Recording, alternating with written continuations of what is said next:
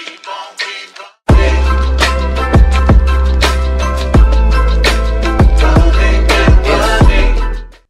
guys, what's up? My name is Henry, aka nFreak, and welcome to this little commentary. So, I hope you guys had a fantastic day so far.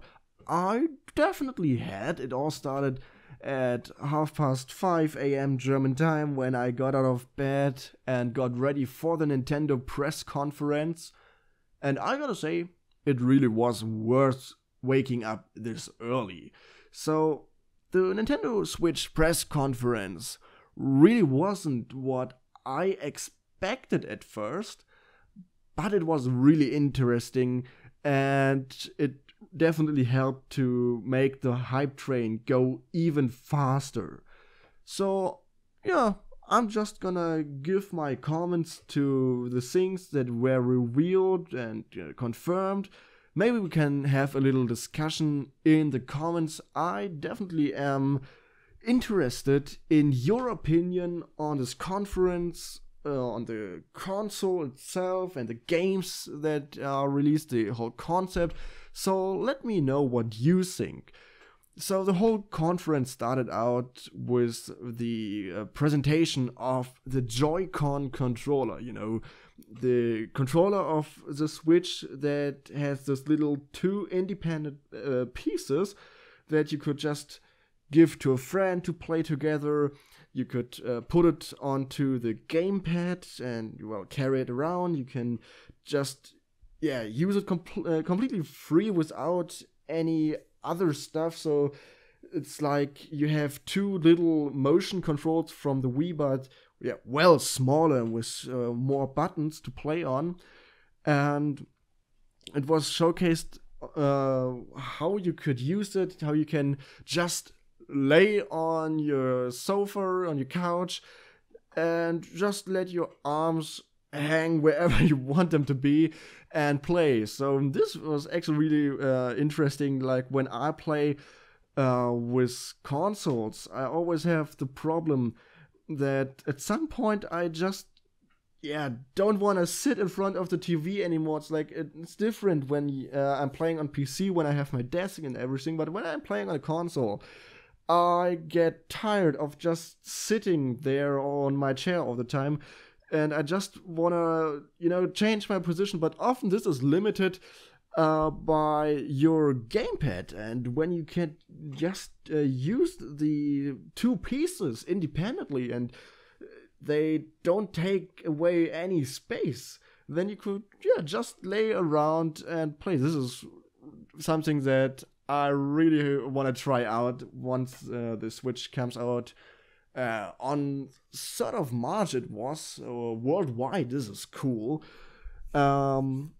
This was the whole part with the Joy-Con, and I really want to try out this controller. They showcased that it would have different colors, what you would expect, that you could just hand it to a friend. It was all about playing with somebody else, and was showcased that you have all these additional buttons, so you could use it as a full gamepad, even when you just have one piece of it. And this is so cool, even though it looks so small, and you would think that it wouldn't fit into your hand, but maybe we are all wrong and it actually feels decent to use this gamepad. Well, it was the case with the Wii U. It's such a great console, great concept, but failed miserably. The gamepad for the Wii U was great. Everybody was like, it looks so big, and how could you play with something like this? And as soon as the console got out, everybody, the few people actually, who bought it, all confirmed that the gamepad worked very well. And I'm pretty sure that Nintendo will pull off something similar. So something that is good in your hands, maybe not for everyone, but for the majority of players. I'm really interested in that. So it goes on with some casual games, some party games, and there was something yeah, this is up for debate if this was a good idea. It's a game called 1-2 Switch. This is mainly a reaction game for two players. So one player gets one part of the gamepad, of the Joy-Con, and then they have some reaction games and maybe some movements like with the Wiimote. And it was said that this doesn't require a screen. You just need your Joy-Con and the the Switch tablet as a screen for the settings and as speakers, and then every command gets brought to you, but you don't need any more visual information. What you need is to look your opponent, your friend, into the eyes, and it's some kind of like playing with your minds or something. It didn't really came across what it should be, but maybe it's something that you could play at a party or when some people come around and you want to demonstrate how cool this console is. Yeah, maybe you have some fun with it.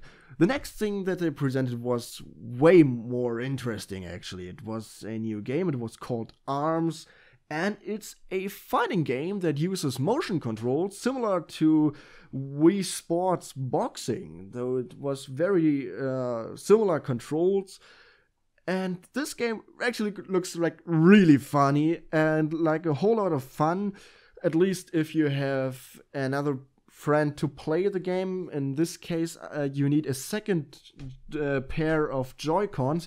But it was said that when you purchase a console, you get 2 pairs of Joy-Cons. So you can immediately start to play with a friend. And when you have the right games that just need one part of the Joy-Con, then you could also play with 4 people just by launch. When the console comes out, you buy the console, and you could play with 4 people. And this is cool. But the whole ARMS game looks like something that would be in some kind of mini games collection, so nothing too deep, but it was promised that this game should have some more deep mechanics that you could explore and learn, and it's something that you could play like a long time or something. Yeah, let's see how this develops. And then it goes on with some other stuff. Nintendo presented some of the third-party members that will develop games. And of course, we had Electronic Arts and with FIFA. Yeah, the usual stuff. Like, okay, on a Nintendo console, this is something new. But who the fuck needs FIFA? This is my reaction. But in the end, all those EA Sport titles are actually very, very important for a console. I don't know why people play this. Like, to me, it's like so freaking boring. But those games sell so well for some reason that it was some kind of no-brainer. Yeah, you need these games on a console. That's it, for some reason. And now Nintendo has finally understood this, and they're making profit of it. So I hope they're gonna make a profit of it. It goes on that we will get Skyrim, which was already shown earlier in 2016. And I'll be honest, I would buy Skyrim again. It's an old game. I have played it a lot on PC. And if I could get the game wherever I want, if I could play Skyrim in my school, this would be so cool. Like, the game is old, and by now you have explored so much of it, and I'm pretty sure it won't have mod support on the Switch. But hey, Skyrim on the go. This is cool. It goes on with some other titles. We got Fire Emblem Warriors. So I've never played a Dynasty Warriors installment, but I have played Hyrule Warriors and Hyrule Warriors on the 3DS. Both games are so much fun, and with Fire Emblem on the Switch, with all the good graphics and stuff, and optional to go, yeah, this is cool. This is, again, pretty cool. It's all this stuff you could use, you could get all those games and play it wherever you go, and this is something that I just love about the Switch, and I hope this will go so well with the hardware and everything. Like, I'm really worried that maybe the downclocking of the CPU and stuff may cause problems, and I just hope that I'm wrong with that and the games will run smoothly and the battery life will be good and you can easily use a power bank and stuff, and I just hope that this will turn out so well for Nintendo, because I really admire their ideas, and I don't call myself Nin Freak for nothing here on YouTube. Anyways, we got some more information about a game that I just cannot wait to play, but I have to wait so long. It's Super Mario Odyssey, and now you'd say, okay, a new Mario game. Yeah, 64 was cool. Sunshine is the best game. No, nobody says that on the internet. Only I say that this is the best Mario game. Anyways, Super Mario Odyssey looks so good, and it was so interesting to see all the levels. Like, Mario isn't in the Mushroom Kingdom anymore. He was in his hometown in New York, walking down the streets, climbing tall buildings, and it was shown that this might be a story-driven Mario game, and I'm so freaking excited for this. I just cannot wait to finally get hands on this game. And there's something on with Mario's head, so he can just throw it, use it as a platform to get higher, to get jump further. So it's a big game changer, actually. It has eyes for some reason, at least on the cover, because it seems to have developed like a consciousness or something. I don't know, it wasn't said or something, it just was there and it was used and it looks so amazing, and I just cannot wait to play the game.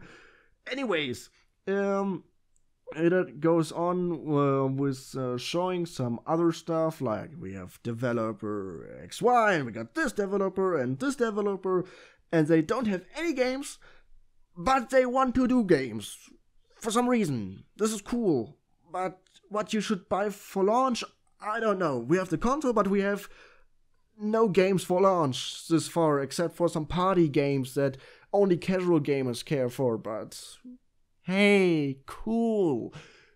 Yeah, then we finally get another trailer showcasing some more games, and this is where things get interesting. So we got a new Sonic game that is supposed to be a celebration of the past. A Sonic game that was promised to feel like Sonic 1, Sonic 2, maybe Sonic 3, and still have a fresh touch. No buggy 3D mechanics, just the pure, unadulterated Sonic formula from when Sega was still a thing. And this is something that always goes, I wasn't that interested in the 2D titles of Sonic, but it looks cool. Like the pixelated graphics in HD and everything gives this whole thing a nostalgic charm, and maybe this will turn out as a very, very decent game. I just hope so. Was something that was already something that was also shown. Was Dragon Ball Xenoverse 2. This is something that really surprised me, and I'm actually willing to buy the game again for the Switch just because I could play it wherever I go. Like when I go to my PC, immediately people come, yeah, you want to play some Battlefield, want to play some Call of Duty, some Counter-Strike Go, I don't know. We play this whole game, then I simply forget that I have all those games like Dragon Ball Xenoverse, Skyrim and stuff, really good games that I should play so much more. But when I could take it wherever I want and just shut the world around me down and just relax, and then I could really focus on those games. So this is why this is really interesting for me personally. And maybe we get some extra content for the Switch versions. Like, I would look forward to this. We got some more JRPGs. Like, we got a new Xenoblade Chronicles. This one looks really different from the first one that I never played. But seeing this new trailer for the second installment really makes me want to play the series and experience it. So I'm really considering to buy the second installment. I don't really think that it is so much connected to the first one, just judging by all the differences to the first one that were shown in the trailer.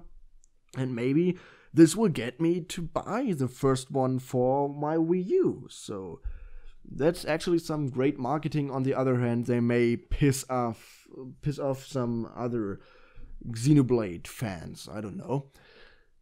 And by this point, you were like, okay, so many cool games, but when will they come out? And then we finally got like a few images of Mario Kart with some Yoshi course from Double Dash, best Mario Kart.